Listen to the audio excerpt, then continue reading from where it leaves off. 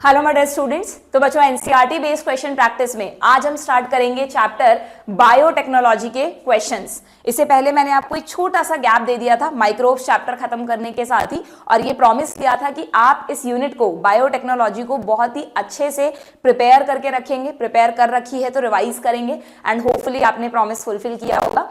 तो अगर देखा जाए तो हमारा 2025 का इस सीरीज का ये पहला लेक्चर है, क्योंकि इससे पहले हमने 2024 तक माइक्रो पढ़ा था, है ना। तो first of all happy new year सभी बच्चों को, एंड होपफुली जिस तरह आपकी प्रिपरेशन अच्छे से अभी तक चल रही थी वो आगे भी कंटिन्यू रहे। बाई चांस अगर प्रिपरेशन बिगड़ गई थी तो वो ट्रैक पर आ ना। जब भी नया साल आता है ना बच्चों, तो वैसे तो कुछ नहीं बदलता ना, सब कुछ जो नेचुरल चीजें हैं वो तो वैसी ही रहती हैं, बस कैलेंडर की डेट्स बदल जाती है कहने को। बट यस, अगर आप इसको एक दूसरे वे में लें तो ये एक नया मौका आपको देता है। जब भी हमारे लाइफ में कुछ नया आता है तो हमें ना अंदर से थोड़ी सी पॉजिटिव वाइब्स तो आती ही हैं, और हमें ऐसा लगता है कि यार कुछ चीजें अगर अभी तक गलत थी तो शायद हमारे पास ये एक मौका है उन्हें इम्प्रूव करने का। और अगर ऐसा आपको लग रहा है तो ये मत सोचना कि यार तो न्यू ईयर की 1 जनवरी को ही हमें रिजोल्यूशन लेना था या तभी हमें खुद से प्रॉमिस करना था।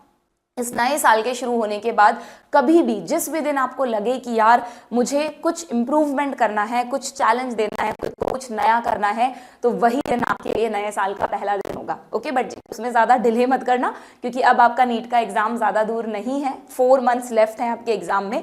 तो yes, you have to give your all efforts. और एक और बड़ी अच्छी बात आपको पता होगी, या शायद बुरी भी लग रही हो कुछ बच्चों को, है ना। अभी कल ही मैंने वीडियो बना के आप लोगों को बताया कि न्यूज़पेपर्स में ये आया है, अभी तक कहीं भी ऑफिशियली अनाउंस नहीं हुआ है, बट यस न्यूज़पेपर में आ गया है क्लियरली कि जो हमारी सेंट्रल गवर्नमेंट है जो एग्जाम्स कंडक्ट करती है नीट के एग्जाम के लिए, जिसके भी थ्रू एग्जाम कराती है, अभी फिलहाल एनटीए करा रहा है, हो सकता है आगे कोई और भी कराए, बट सेंटर के हाथ में तो रहता है ना सारे राइट्स। तो उन्होंने ये एग्री कर लिया है कि हम नीट का एग्जाम 2 फेजेस में और हाइब्रिड मोड में करवाएंगे, ठीक है।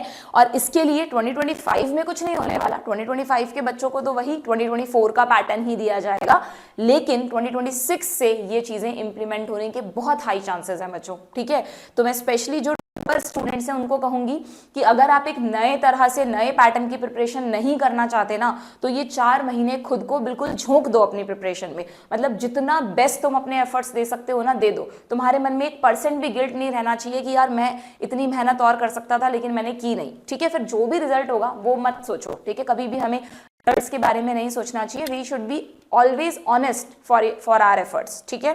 तो आपको बस अपने एफर्ट्स करने हैं, है ना, क्योंकि 2025 में बाई चांस, वैसे तो आप अगर सच्चे एफर्ट्स करोगे तो आपको कुछ ना कुछ अच्छा रिजल्ट जरूर मिलेगा, बट अगर किसी भी वजह से नहीं होता है सिलेक्शन 2025 में, तो 2026 के लिए आपको जो प्रिपरेशन करनी पड़ेगी, सिलेबस वही रहेगा, कॉन्सेप्ट्स वही रहेंगे, कुछ नहीं बदलेगा, सिर्फ थोड़ा सा पैटर्न नया हो जाएगा। अभी क्या नया होने वाला है कुछ भी नहीं पता है, कुछ भी सामने नहीं आया है, बट हाँ 2 फेजेस एग्जाम होगा, यानी कि pre and mains 2 stage clear करनी होगी। अब उसमें किस में प्री के थ्रू सिलेक्शन मिलेगा, किस में मेंस के थ्रू मिलेगा, वो सब अभी क्लियर नहीं है। तो प्लीज उसको ढूंढने में क्या होगा क्या नहीं होगा अपना टाइम मत वेस्ट करना बच्चों। ये जो 4 महीने आपके पास हैं ये आपके लिए गोल्डन अपॉर्चुनिटी है, जिसमें आप बिल्कुल एकदम साम दाम दंड भेद कहते हैं ना, जिस तरह से भी खुद को आप डिसिप्लिन बनाकर लग जाओ बस पढ़ाई में, ठीक है।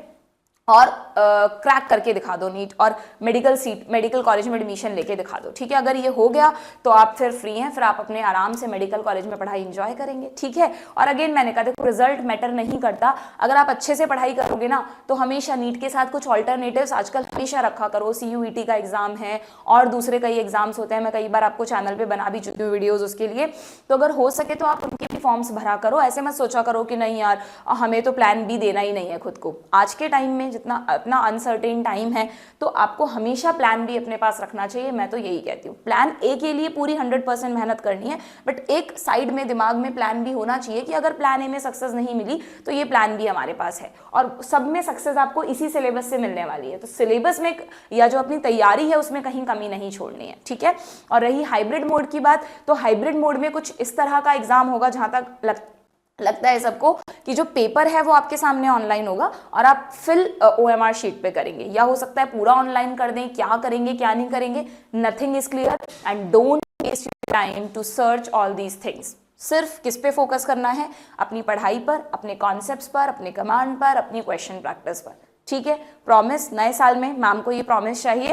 कमेंट बॉक्स में मुझे लिख के बताना कि कितने बच्चे सिर्फ और सिर्फ नेक्स्ट 4 मंथ्स तक पढ़ाई पे फोकस करने वाले हैं। कोई भी अपडेट आएगा, आप चैनल से जुड़े हुए हो, आपको पता है चैनल पर हम कोई भी इधर उधर की चीजें अपलोड नहीं करते हैं, जो एकदम ऑथेंटिक न्यूज होती है, ऑफिशियल अपडेट होता है, वही आपको बताते हैं।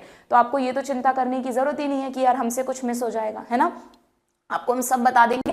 प्लीज आप अपना फोकस सिर्फ पढ़ाई पर रखें। ओके, चलिए तो अब आते हैं हम हमारे चैप्टर बायोटेक्नोलॉजी पर। भाई मेरा तो ये मोस्ट फेवरेट यूनिट है, और अगर आपने मुझसे पढ़ रखा है तो डेफिनेटली आपकी भी ये मोस्ट फेवरेट हो गई होगी। इतनी कॉन्सेप्चुअल और लॉजिकल यूनिट है ना बच्चों की। इसके जो 2 चैप्टर्स हैं, एक में प्रिंसिपल्स एंड प्रोसेस डिस्कस किया है और दूसरे में एप्लीकेशंस डिस्कस की है ना। वैसे भी बायोटेक आज के टाइम का इमर्जिंग फील्ड है। जब कोविड में हम सब कोविड पैंडेमिक से जूझ रहे थे तो कोविड वैक्सीन हमारे सामने कौन लाया? बायोटेक्नोलॉजी ही तो लाई। तो इसलिए बायोटेक्नोलॉजी बहुत इमर्जिंग फील्ड है, बहुत इंटरेस्टिंग चैप्टर है। आप सबने अच्छे से पढ़ रखा होगा, नहीं पढ़ रखा तो प्लीज जो मेरी प्लेलिस्ट है, लिंक डिस्क्रिप्शन बॉक्स में गिवन है, NCERT line to line series का, वहां से थोड़े से आपको 14-15 लेक्चर्स वहां मैंने अपलोड किए हैं, लगभग पौन घंटा 1 घंटा ड्यूरेशन के। बट अगर आप उन्हें थोड़ा टाइम निकाल के देख लेंगे, वन शॉट भी तो देखते हो, वन शॉट अगर कभी देखते हो तो उसमें भी तो आप 7 से 8 घंटे लगाते हो। तो मैंने उसको स्प्लिट कर दिया जिससे तुम को एकदम से ना दिमाग पे प्रेशर ना पड़े, तो उसको तुम अच्छे से देख लो और साथ साथ में क्वेश्चन प्रैक्टिस कर लो, तो तुम्हें बायोटेक्नोलॉजी बहुत अच्छा लगेगा। एंड नीट के लिए इसको लाइटली मत लेना, इससे 9 to 10 क्वेश्चंस नीट में पूछे जाते हैं। बॉटनी एंड ज़ूलॉजी दोनों सेक्शंस में आपको बायोटेक के क्वेश्चन मिलेंगे बच्चों, ठीक है। तो आपको अच्छे से ये चैप्टर प्रिपेयर करना है। अगर प्रिपेयर्ड है तो let's start the question practice, ठीक है। चलिए तो स्टार्ट करते हैं। सबसे पहला क्वेश्चन हमारे सामने, अच्छा अगेन अगर हम एनसीईआरटी में देखें बच्चों तो there is no change in biotechnology, चाहे आप ओल्ड से पढ़ रहे हो चाहे न्यू से पढ़ रहे हो, सेम है दोनों में, ठीक है। हाँ, इसका जो अगला चैप्टर है ना एप्लीकेशंस, उसमें जरूर एक छोटा सा चेंज है कि पुरानी एनसीईआरटी में टॉपिक है tissue culture and somatic hybridization, वो स्ट्रैटेजीज वाले चैप्टर में था, बट अब वो चैप्टर तो हट गया, तो न्यू एनसीईआरटी ने उस पर्टिकुलर टॉपिक को बायोटेक में शिफ्ट कर दिया है। तो अगर किसी बच्चे ने tissue culture and somatic hybridization नहीं पढ़ रखा है तो वो पढ़ लेना, इससे अगले वाले चैप्टर में हम उसके क्वेश्चंस करेंगे, ठीक है। चलिए तो बायोटेक्नोलॉजी, आपको पता है बायोटेक्नोलॉजी में जो मेनली हम जिस टेक्निक को पूरे चैप्टर में डिस्कस करते हैं वो टेक्निक है आरडीएनए टेक्नोलॉजी, रिकॉम्बिनेंट डीएनए को क्रिएट करना। कैसे क्रिएट करते हैं, कैसे जीन को एक सोर्स से निकाला जाता है, फिर उसे एक होस्ट में डाला जाता है, उसके लिए वेक्टर्स यूज होते हैं, है ना। कैसे जीन को डीएनए पे, आप सोचो एक सेल में, न्यूक्लियस में डीएनए, उसमें एक छोटा सा जीन कट करके निकालना है आपको, तो आपके पास कोई सिजर जैसी चीज होनी चाहिए ना। अब यहाँ हमारी वैसी सिजर्स तो होती नहीं है। बायोटेक्नोलॉजी के सिजर्स कौन है? रिस्ट्रिक्शन एंजाइम्स, है ना। बस आपको मतलब ये सब ना ब्लाइंड प्रोसेस होता है। इट्स नॉट लाइक कि आपने एक कपड़ा अपने सामने बिछा लिया और उस पर कट लगा के और उसको, या एक पेपर ले लिया, आपको दिख रहा है कि कहाँ आप कट लगा रहे हो। नो, ये इसमें क्या होता है, इसमें सब कुछ सोल्यूशन में होता है कि हमें किसी सेल में से जीन निकालना है तो हमने एक सोल्यूशन में सेल डाल दी, टिश्यू डाल दिया, फिर उसमें सेल सेंट्रीफ्यूज कर ली, उसके सारे कंपोनेंट्स अलग हो गए, फिर हमने उसमें एंजाइम ऐड कर दिए। अब एंजाइम्स का अपने आप पता है उस एंजाइम को कि मुझे कहाँ जाके कट लगा, और हमें भी पता है कि हमें जिस जीन को कट करना है उस जीन पर कौन सा रेस्ट्रिक्शन एंजाइम काम करेगा, तो उस टेक्निक में हमने वही ऐड किया है, ठीक है। तो यहाँ पे कुछ भी ऐसे क्लियरली आइस के सामने खोल के नहीं हो रहा है, सब कुछ एक सोल्यूशन में मशीन्स के अंदर हो रहा है, हम बस उसमें चीजें ऐड करते जाते हैं, ठीक है। अगर आपको अगर आपने पढ़ रखा है तो बट ऑब्वियस आपको समझ में आ रहा होगा कि मैम क्या बोल रहे हैं, ठीक है। नहीं लिंक कर पा रहे हो, इसका मतलब नाम के लिए बायोटेक्नोलॉजी किया है, अभी आपको अच्छे से इस टॉपिक पर कमांड नहीं है। प्लीज बच्चों इस चैप्टर को लाइटली मत लेना। अगर आपने इसको सुपरफिशियली या बीच बीच में से पढ़ा है तो वो पढ़ना बेकार है। ये पूरा लिंक्ड चैप्टर है, दोनों चैप्टर्स लिंक्ड हैं, फर्स्ट से लेकर लास्ट तक हर एक चीज आपको कोरिलेट करके समझ में आनी चाहिए, ठीक है। चलिए तो इस पूरे चैप्टर में हम आरडीएनए टेक्नोलॉजी की ही बात करते हैं, है ना। पहले आपको इसमें टूल्स वगैरह बताए हुए हैं और फिर उस पूरे प्रोसेस के बारे में बताया हुआ है, तो हम क्वेश्चंस के थ्रू रिवाइज करें। चलिए देखते हैं, सबसे पहला क्वेश्चन क्या है, विच वन इज इनकरेक्ट। आपको यहाँ पर इनकरेक्ट स्टेटमेंट बताना है बच्चों। देखें, ईच रिस्ट्रिक्शन एंडोन्यूक्लिएज, अब हमेशा ध्यान रखना, हम जब बोलते हैं ना रेस्ट्रिक्शन एंजाइम, तो रेस्ट्रिक्शन एंजाइम को ही रेस्ट्रिक्शन एंडोन्यूक्लिएज एंजाइम भी कह सकते हो, और रेस्ट्रिक्शन एक्सोन्यूक्लिएज भी होता है। मतलब एक्चुअली न्यूक्लिएजेज मतलब जो न्यूक्लिक एसिड को डाइजेस्ट करे, कट करे, दैट इज न्यूक्लिएजेज। अब न्यूक्लिएजेज 2 तरह के होते हैं, मैंने तुम्हें पढ़ा रखा है, एक एक्सो एक एंडो।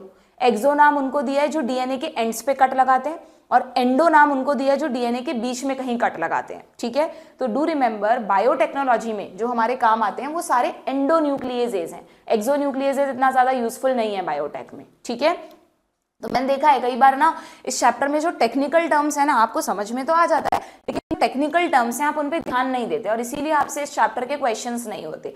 तो इस चैप्टर के क्वेश्चंस करने का सबसे सही तरीका है आपको हर एक टेक्निकल टर्म का मीनिंग अच्छे से दिमाग में फिट होना चाहिए, तो गड़बड़ नहीं होगी। ठीक है, so each restriction endonucleases recognize a specific palindromic nucleotide sequence। You know palindromic sequences पर ही कट लगाते हैं। मैं अभी थोड़ी देर पहले आपको कहा ना कि अगर हमें किसी पर्टिकुलर जीन को निकालना है, डीएनए से कट करना है, तो हमें पता होना चाहिए कि उस जीन को कौन सा एंजाइम कट करेगा।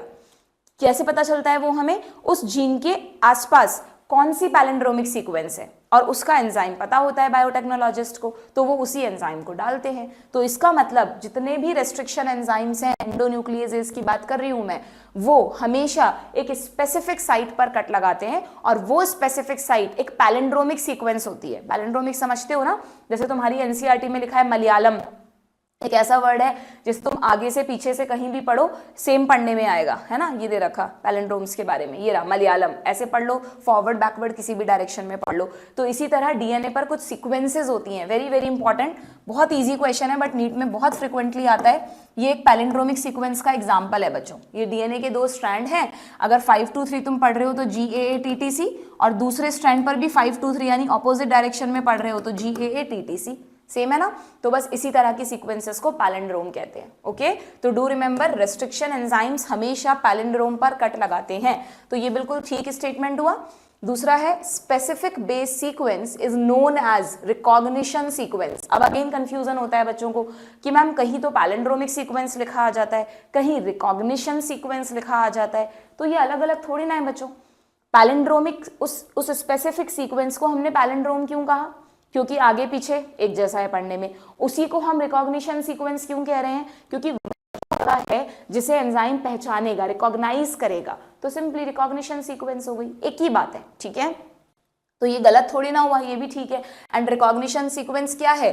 कुछ स्पेसिफिक बेस सीक्वेंस ही तो है, यानी specific base sequence, recognition sequence, palindromic sequence, ये सब एक ही है, अलग अलग नहीं है ये। ठीक है, नेक्स्ट है restriction enzymes can cut DNA at any of the site. नहीं, रेस्ट्रिक्शन एंजाइम ऐसे कहीं भी कट नहीं लगाते, फिर तो ये यूजफुल ही नहीं हुए हमारे लिए टेक्निक में। हर एंजाइम एक स्पेसिफिक सीक्वेंस पे कट लगाता है। ठीक है, रेस्ट तो ये गलत हो गया। Restriction enzyme belong to a larger class of enzymes called nucleases, अभी अभी बताया, तो दिस इज करेक्ट वन, यानी हमें इनकरेक्ट बताना था, सो ऑप्शन सी हो जाएगा।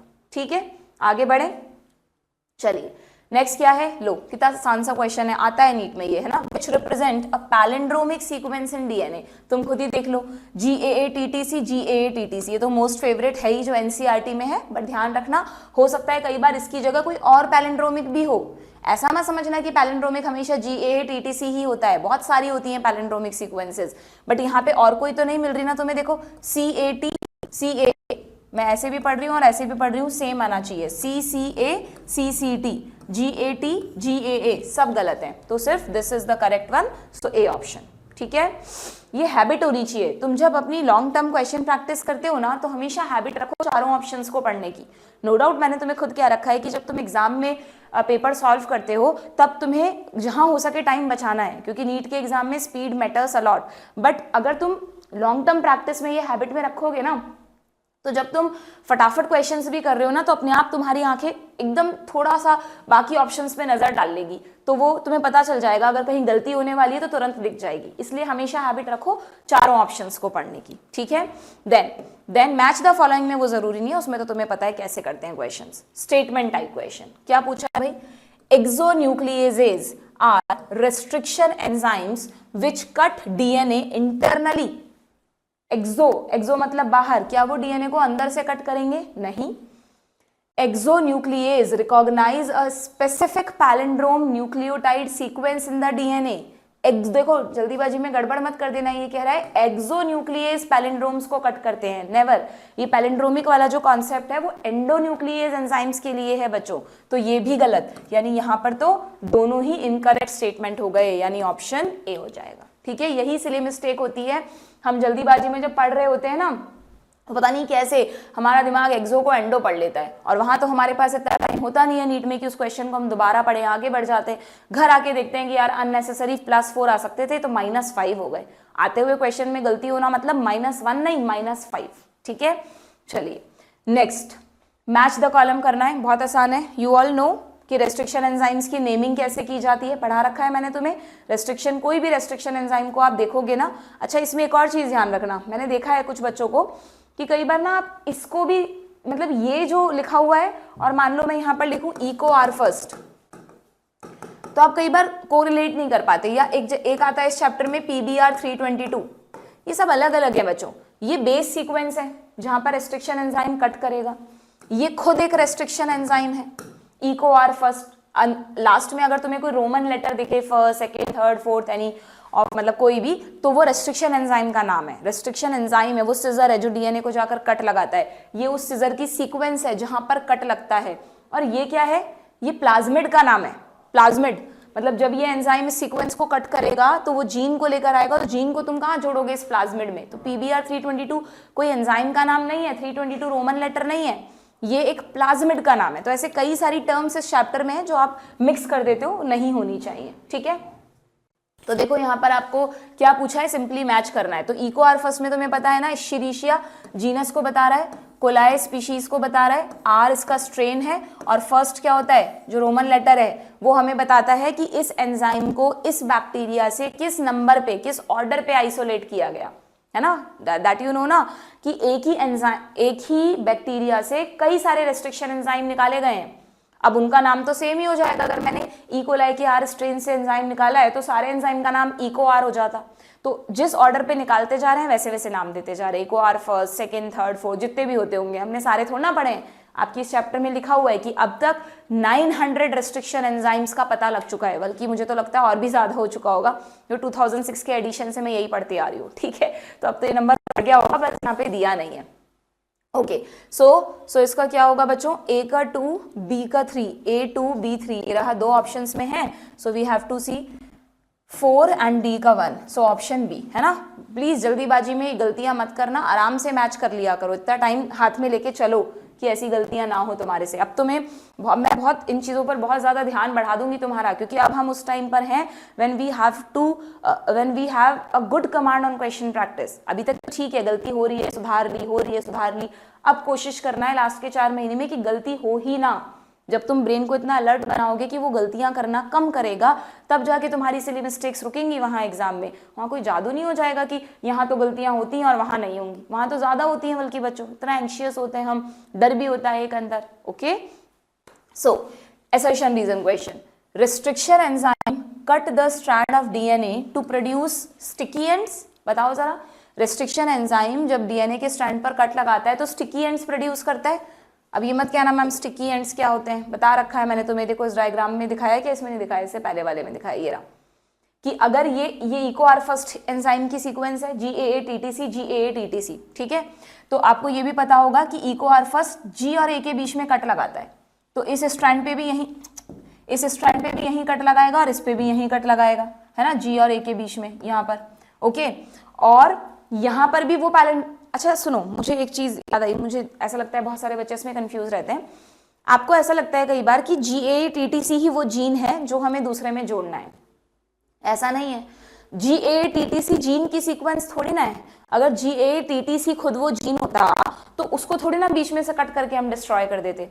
जीन कौन सा है, जीन ये रेड या ब्लैक जो दिखाएं वो है, और इन जीन के दोनों तरफ कौन सी सीक्वेंस होगी, पैलिंड्रोमिक सीक्वेंस होगी। दोनों तरफ मतलब अगर वो डिपेंड करता है कि सर्कुलर है या लीनियर है, उस पर डिपेंड करता है। अभी तो तुम ये समझ लो कि अगर इस जीन के इस तरफ GAA-TTC है तो ये तो एक जीन है जिसको कहा है वेक्टर डीएनए, यानी वेक्टर मतलब मोस्ट प्रोबेबली ये प्लाज्मिड होगा, ठीक है। और ये जो है दिस इज फॉरेन डीएनए यानी सोर्स। ये वो सीक्वेंस है बच्चों जो हमें चाहिए। तो this sequence should be flanked with GAATTC, अगर आप इको आर फर्स्ट से इसको कट करना चाहते हैं, मतलब अगर मान लो यहाँ पे कोई चीज रखी, तुम्हें उसे उठाना है, तो उसके दो हैंडल्स हैं, तुम उनको पकड़ के उठा रहे हो, तो जो उसके दो हैंडल्स है ना वो पैलिंड्रोमिक सीक्वेंस है, और वो जो मेन चीज है जिसको तुम उठा रहे हो वो मेन जीन है जिसे तुम ले जाना चाहते हो।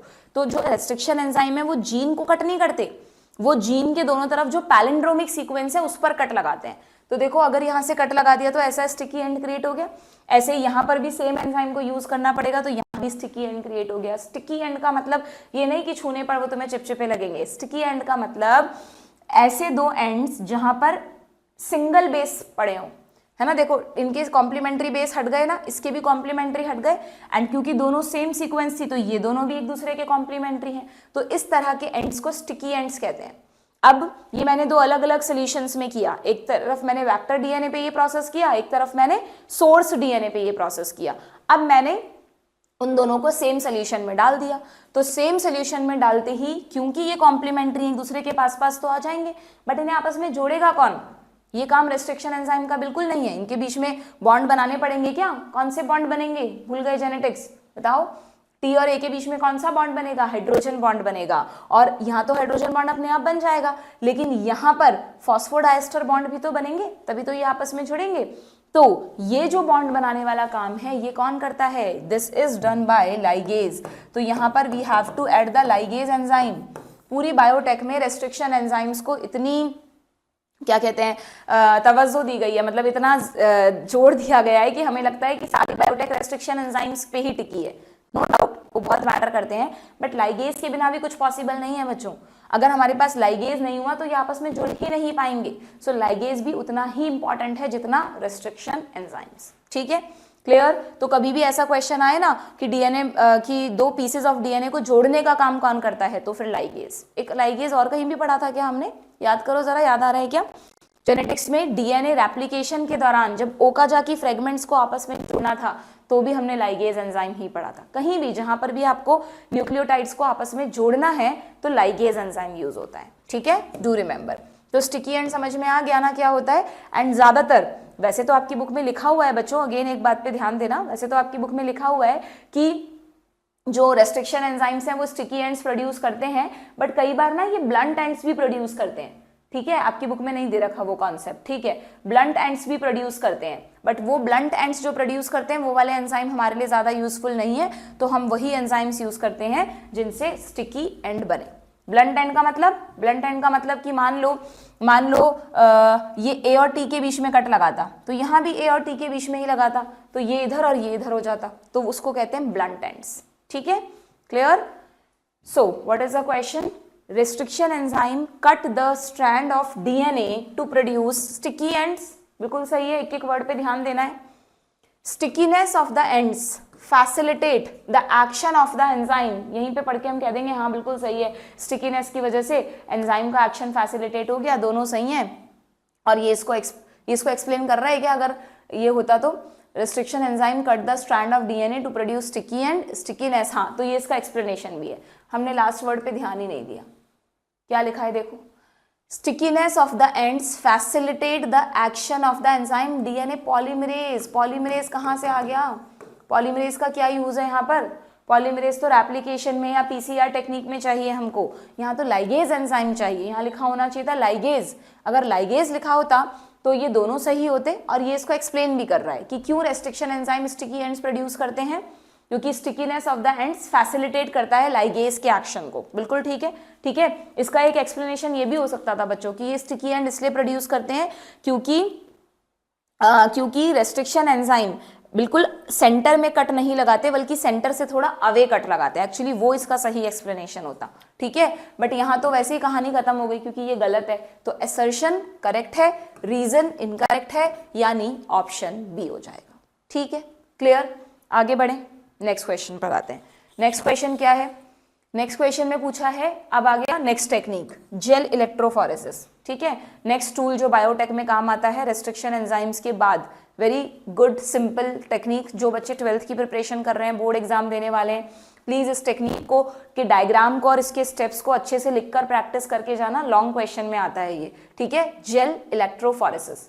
इलेक्ट्रोफोरेसिस जैसे आप केमिस्ट्री में वो कौन सी टेक्निक यूज करते हैं, इलेक्ट्रोकेमिकल सेल में कैथोड एनोड वगैरह होता है, उस तरह का प्रिंसिपल यहाँ पे है, दैट्स वाई इलेक्ट्रोफोरेसिस। और जेल वर्ड क्यों यूज किया, क्योंकि इस टेक्निक में जो प्लेट हम यूज करते हैं वो एगारोस जेल की बनी होती है। नीट में आपसे पूछ लेंगे कि ये एगारोस क्या है, तो एगारोस अगार से बना है, याद है किसी को, प्लांट किंगडम। अगार क्या होता है, एक पॉलीसैकेराइड जो हमें कहाँ से मिलता है, एल्गी से। तो एगारोस भी एक क्या है, पॉलीसैकेराइड, एक नेचुरल पॉलीमर है जो सी वीड्स से एक्सट्रैक्ट किया जाता है। सी वीड्स जनरली ब्राउन एल्गी के लिए यूज होता है, ठीक है। वैसे वहां अगार अगार मुझे ध्यान है हमें रेड एल्गी से मिल रहा था ना, जेलिडियम एंड ग्रासिलेरिया से, ठीक है। और यहाँ पर जो एगारोस है वो सी वीड से मिलता है। सी वीड वैसे ब्राउन एल्गी के लिए यूज होता है, तो प्रोबेबली एगारोस अगार का कुछ दूसरा फॉर्म होगा, ठीक है, क्लियर है। बट ये ऐसे छोटे छोटे जो बीच बीच में एनसीईआरटी में कॉन्सेप्ट्स होते हैं ना, ये आपको ध्यान रखने हैं, ये एमसीक्यूज में फिर बनकर आ जाते हैं, ठीक है, क्लियर। और क्यों इसी एगारोस को यूज किया, मैंने पढ़ा रखा है आपको, क्योंकि इसकी जो प्लेट है वो सीविंग, जैसे स्पॉन्ज का टुकड़ा नहीं होता वैसे सीव की तरह होती है, तो अंदर डीएनए के पीसेज आराम से आगे भाग सकते हैं, ठीक है। कैथोड एनोड में कोई कंफ्यूजन तो नहीं होता किसी को इस टेक्निक में, बहुत आसान है, मैंने तुम्हें बताया है, ये तो सबको पता है कि वेल्स में डीएनए को लोड किया जाता है। अब ये मत कहना मैम हमें ये ही याद नहीं है कि डीएनए नेगेटिवली चार्ज है, ये तो हम जेनेटिक्स में पढ़ चुके हैं ना बच्चों कि डीएनए की पैकेजिंग के लिए हिस्टोन्स यूज होती हैं, क्योंकि डीएनए नेगेटिव है, हिस्टोन्स पॉजिटिव है उसको चार्ज, उसको पैक करने के लिए, ठीक है। तो ये तो सबको पता है कि डीएनए नेगेटिव है। अगर डीएनए नेगेटिव है और हम चाहते हैं डीएनए को इस तरफ, जब हम वोल्टेज देंगे तो डीएनए इस तरफ ऑपोजिट तरफ आए, तो बट ऑब्वियस ये पॉजिटिव इलेक्ट्रोड होना चाहिए। अब यहाँ पर आपको ध्यान रखना है, ए ग्रेड प्लस वाले को ए ग्रेड बोलते हैं ना, तो प्लस यानी एनोड, और अगर कभी हमें माइनस मिल जाए तो वो सी ग्रेड हो गई, तो माइनस यानी कैथोड। बहुत आसान है, कोई कंफ्यूजन की बात ही नहीं है, ठीक है। तो डू रिमेंबर, जहां पर वेल्स होते हैं वो कैथोड है नेगेटिव एंड, उसका ऑपोजिट एनोड है पॉजिटिव एंड। जैसे ही वोल्टेज देंगे तो क्या होगा, डीएनए के जो पीसेज हैं वो किस तरफ मूव करेंगे, टुवर्ड्स एनोड। ऑप्शन में आ जाएगा टुवर्ड्स कैथोड, टुवर्ड्स एनोड, हल्का सा ड्रॉ करके देख लेना कोई कंफ्यूजन है तो, ठीक है। टुवर्ड्स एनोड आएंगे, और उसमें भी एक क्वेश्चन ये पूछा जाता है कि जो छोटे, बट ऑब्वियस ना, चूहा और हाथी भाग रहे हैं तो ज्यादा तेज कौन भागेगा बच्चों, चूहा। जो छोटा है वो ज्यादा जल्दी भागेगा, तो जो स्मॉल पीसेस हैं वो फार्दर जाते हैं, यानी काफी दूर तक जाते हैं, और जो बड़े मोटे पीसेस हैं हाथी, वो वही थोड़ा पहले ही रह जाते हैं, ठीक है। तो स्मॉलेस्ट पीस दूर तक जाएंगे, क्लियर। सिंपल सा क्वेश्चन, मतलब सिंपल सा कॉन्सेप्ट है। और फिर जब ये अलग अलग हो जाते हैं तो दिख तो रहा नहीं है हमें डीएनए, उस पर दिखता नहीं है डीएनए के पीसेस, उसे देखने के लिए क्या करना पड़ता है, इस पूरी प्लेट पर इथिडियम ब्रोमाइड स्टेन यूज करते हैं, और इथिडियम ब्रोमाइड डालने पर भी हमें कुछ नहीं दिखता। इथिडियम ब्रोमाइड डालने के बाद उस एगारोस जेल की प्लेट को, जैसे आपके घर में माइक्रोवेव नहीं होता वैसे एक यूवी चैम्बर होता है, उसमें उस प्लेट को रख देते हैं और उस पर यूवी लाइट पड़ती है, तो जैसे ही उस पर यूवी लाइट पड़ती है आपको ऑरेंज कलर के बैंड दिखने लग जाते हैं, ठीक है। तो डीएनए को देखने के लिए दोनों चीजें इक्वली चाहिए हमको, यूवी रेज भी चाहिए, इथिडियम ब्रोमाइड भी चाहिए, दोनों में से एक हुआ तो आपको डीएनए नहीं दिखेगा, सीधी सिंपल बात है। विजिबल लाइट में आप डीएनए को नहीं देख सकते, विदाउट स्टेनिंग आप डीएनए को नहीं देख सकते, क्लियर, ठीक है। और फिर बाद में वो जो पीसेस दिखते हैं उनमें से जो भी हमारा डिजायर्ड पीस है उसको इल्यूशन टेक्निक से निकाल लेते हैं। टेक्निक का सिर्फ नाम है आपकी बुक में, इसका डिटेल नहीं दे रखा, इसमें सिंपली जेल पीस को कट करते हैं और फिर कुछ मेथड होता है उसको निकालने के लिए, बट आपको सिर्फ इल्यूशन याद रखना है। दिस इज जेल इलेक्ट्रोफोरेसिस, ठीक है। तो यहाँ पे अब मुझे ना मतलब एक चीज़ और मेरे दिमाग में आई कि कई बच्चे मुझे आजकल बहुत ज़्यादा रिक्वेस्ट कर रहे हैं कि मैम हमें ना वन शॉट देखने हैं, हमारे लिए प्लीज़ वन शॉट अपलोड करो। पर मुझे ऐसा लगता है बच्चों की वन शॉट में, ठीक है मैं मना नहीं कर रही कि ठीक है आपका एक रिवीजन हो जाता है पूरे चैप्टर का, लेकिन वन शॉट आपको किसी भी चैप्टर का 3 से 4 घंटे से कम तो नहीं होगा, तो बड़े बड़े चैप्टर्स हैं। तो मुझे इन पर्सनली ये लगता है 3 से 4 घंटे लगातार एक चैप्टर को सिर्फ सुन रहे हो थ्योरी में, उससे तो अच्छा ये वन शॉट की तरह काम नहीं कर रहे क्या आपके लिए। मैंने तो इसीलिए ये वाली सीरीज आप लोगों के लिए लाई थी कि है ना, हम क्वेश्चन भी करते जाएंगे और क्वेश्चन के साथ साथ में उस टॉपिक को रिवाइज भी करते जाएंगे। और अगर इससे आपका रिवीजन नहीं हो रहा ना बच्चों, तो रियली आप मानो अभी आपका कॉन्सेप्ट कहीं ना कहीं वीक है। अगर नहीं हो रहा है आपका रिवीजन तो प्लीज़ आप मेरे एनसीईआरटी वाले लेक्चर्स टाइम निकाल के देखो, सब नहीं देख सकते, अब इतना टाइम नहीं है, तो जो थोड़े से बहुत इंपॉर्टेंट चैप्टर हैं जिनसे ज़्यादा क्वेश्चंस आते हैं उनको देख लो पहले, ठीक है। बट वो अभी इस टाइम पर आपके लिए सबसे ज़्यादा जो रिवीजन करने का मेथड है वो सिर्फ थ्योरी पढ़ना नहीं है, आपको खुद से क्वेश्चन प्रैक्टिस करनी होगी। क्वेश्चन प्रैक्टिस के साथ साथ आप थ्योरी अपनी रिवाइज करो, दैट इज द मतलब best option I think revision करने का, क्लियर। तो इन जेल इलेक्ट्रोफोरेसिस, अब आपको टेक्निक समझ में आ गई ना। देखो अब आप एक क्वेश्चन कर लो, आपको समझ में आ जाएगा, आपके पास और कोई जो भी बुक है उसके 4-5 क्वेश्चन और कर लो इस टॉपिक के, क्लियर हो जाएगा। In gel electrophoresis DNA fragment separated, electrophoresis से हम क्या कर रहे हैं, डीएनए फ्रेगमेंट्स को सेपरेट कर रहे हैं, and DNA is negatively charge, सही है क्या ये बात, so it moves towards the cathode C minus grade, यहीं पे गलती पकड़ में आ गई, डीएनए कैथोड की तरफ क्यों मूव करेगा भाई, डीएनए तो खुद ही नेगेटिवली चार्ज है, तो वैसे ही गलत हो गया, आगे जाने की जरूरत ही नहीं है आपको, यानी असर्शन यहाँ पे ट्रू है, रीजन फॉल्स है, ऑप्शन सी, सिंपल, ठीक है। ये पता है डीएनए नेगेटिवली चार्ज क्यों है, क्योंकि डीएनए पे वो जो फॉस्फेट ग्रुप होता है ना H3PO4, उसकी वजह से नेगेटिवली चार्ज होता है, फॉस्फोरिक एसिड, ठीक है, डन, आगे बढ़े, और उसी की वजह से डीएनए एसिडिक नेचर का होता है, नाम क्या है डीएनए का, फुल फॉर्म क्या है, डीऑक्सी न्यूक्लिक एसिड, नाम में ही डीएनए आ रहा है, तुम सोचते हो यार डीएनए एसिडिक है कि बेसिक है ना, उसकी फुल फॉर्म ही बता रही है कि डीएनए एसिडिक है, क्लियर, चलो आगे बढ़ते हैं, arrange the following steps of gel electrophoresis in correct order, मैंने तुम्हें पूरी टेक्निक बता दी, अब ऑर्डर तुम बता सकते हो, चलो बताओ, डीएनए फ्रेगमेंट्स को force to move, DNA fragment separated, visualizing staining, हाँ तो फर्स्ट तो यही है, डीएनए फ्रेगमेंट्स को force to move towards anode, ये फर्स्ट स्टेप हो गया, जब आपने फोर्स टू मूव का मतलब आपने वोल्टेज दे दिया, तो वोल्टेज ऑन करते ही डीएनए फ्रेगमेंट सेपरेट होंगे, किस बेसिस पर सेपरेट होंगे, साइज के बेस पर, हाँ इससे मुझे एक क्वेश्चन और याद आया, मैंने क्वेश्चन देखा था, उसमें पूछा था कि इस टेक्निक में डीएनए फ्रेगमेंट किस बेसिस पर सेपरेट हो रहे हैं, एक ऑप्शन था साइज ओनली, एक ऑप्शन था साइज एंड चार्ज बोथ, तो हमें ऐसा लगेगा कि यार चार्ज के बेस पर भी तो सेपरेट हो रहे हैं, बट नहीं बच्चों, यहाँ पर चार्ज तो सेम ही है ना, सारे डीएनए फ्रेगमेंट्स पर नेगेटिव चार्ज है और उनको पॉजिटिव की तरफ जाना है, तो वो चार्ज के बेस पर नहीं हो रहे यहाँ पे सेपरेट, वो सिर्फ साइज के बेस पर सेपरेट हो रहे हैं, चार्ज इसलिए यूज मतलब उस क्वेश्चन में इसलिए तुम्हें बोला गया क्योंकि ये सेम टेक्निक, ये जो इलेक्ट्रोफोरेसिस टेक्निक है ना, ये आरएनए के लिए भी यूज होती है, ये प्रोटीन्स के लिए भी यूज होती है, तो आरएनए पर तो डीएनए वाला कॉन्सेप्ट ही लगा दो, वही नेगेटिव से पॉजिटिव जाएंगे, पर जो प्रोटीन्स होते हैं, आपको पता है प्रोटीन्स दोनों तरह की होती हैं, पॉजिटिवली चार्ज भी होती है और नेगेटिवली चार्ज भी होती है ना, अमीनो एसिड्स जो उनके होते हैं, तो वहां पर जब प्रोटीन्स को हम सेपरेट करते हैं वहां पर दोनों चीजें यूज होगी, प्रोटीन का सेपरेशन साइज पर भी डिपेंड करेगा और प्रोटीन का सेपरेशन चार्ज पे भी डिपेंड करेगा, कि जो प्रोटीन पॉजिटिवली चार्ज है यानी एनोड पे बैठी है वो कैथोड की तरफ जाएगी, जो प्रोटीन मतलब हो सकता है कहीं बीच में रखते हो या जैसे भी रखते हो, हमने नहीं पढ़ी है ये टेक्निक, तो प्रोटीन जो है वो दोनों तरफ जाएगी, एनोड की तरफ भी जाएंगी और कैथोड की तरफ भी जाएंगी, तो डीएनए में तुम चार्ज के बेस पर सेपरेशन मत कर देना, डीएनए में सिर्फ साइज के बेस पर ही सेपरेशन होता है, ठीक है, क्लियर। और सेपरेशन करने के बाद पहले यूवी रेज दें या पहले इथिडियम ब्रोमाइड दें, पहले स्टेनिंग करो फिर उसको लास्ट में माइक्रोवेव में रखो, सारी पिज्जा पे सब कोटिंग मतलब जो भी आपको लगाना है लेयर्स वेयर्स लगा के लास्ट में, तो लास्ट में यूवी रेज में रख दो, और अगर इल्यूशन होता तो वो 5th नंबर पे हो जाता, ठीक है। सो ACBD, ACBD कहाँ है, ये रहा ऑप्शन ए, डन, आगे बढ़े, चलो आगे बढ़ते हैं, which statement are incorrect, incorrect बताने हैं हमको, गलती से करेक्ट मत पढ़ लेना, genetic engineering is also called rDNA technology, बिल्कुल ठीक है, bacteriophage is not used as vector, क्यों भाई, अब वेक्टर्स वाले कॉन्सेप्ट पर आ जाओ, नेक्स्ट टूल क्या है हमारा, हमने रेस्ट्रिक्शन एंजाइम्स के बारे में देख लिया, फिर हमने उसी में जेल इलेक्ट्रोफोरेसिस देख लिया, अब आते हैं क्लोनिंग वेक्टर्स, ये वाला टॉपिक मैंने ज्यादातर बच्चों का देखा है बहुत वीक होता है या कंफ्यूज रहते हैं कि पता नहीं कहाँ पे क्या लिखा हुआ है, स्पेशली ये जो होता है ना इसका सेलेक्टेबल मार्कर वाला कॉन्सेप्ट, TTR AMPR वाला, वो तो बहुत सारे बच्चों को क्लियर नहीं होता भी है तो भी एग्जाम में क्वेश्चन गलत हो जाते हैं। अगर तुम्हें ये गलत फहमी है कि हमारा कॉन्सेप्ट तो क्लियर है मैम फिर भी हमारे क्वेश्चन गलत हो रहे हैं, तो तुम ही गलत हो, ऐसा हो ही नहीं सकता बच्चों की, अगर आपकी कॉन्सेप्ट पे पकड़ है और आपने फोकस के साथ क्वेश्चन अटेम्प्ट किया है तो वो गलत हो, इसका मतलब कॉन्सेप्ट पे पकड़ नहीं है, कॉन्सेप्ट के पीछे जो एक्चुअल लॉजिक छुपा है वो तुम्हें अभी तक नहीं पता है।